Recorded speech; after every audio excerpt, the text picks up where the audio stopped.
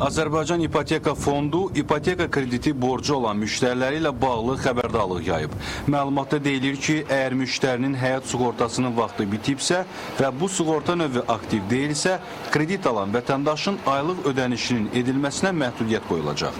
Qərar bu ilin mart ayının 1-dən qüvvəyə minəcək və ipoteka kreditlərini ödəyən müştərilər sığortalarını ödəməyibsə, sığorta ödənişləri APU sistemindən çıxacaq və kreditin ödənişi mümkünsüz olacaq. İqtisadçıların fikrincə atılan bu addım müştərilərə təsir etməklə yanaşı, həm də sığorta sahəsinə dəstək üçün nəzərdə tutulub.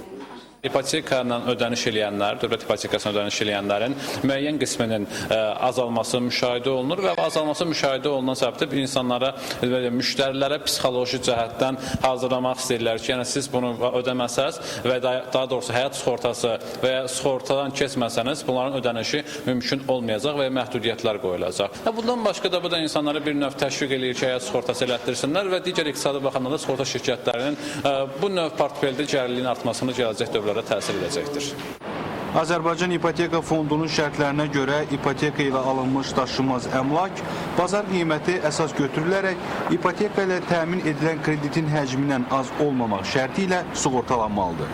Həmçinin ipoteka götürənin həyat sığortası müqaviləsi də olmalıdır.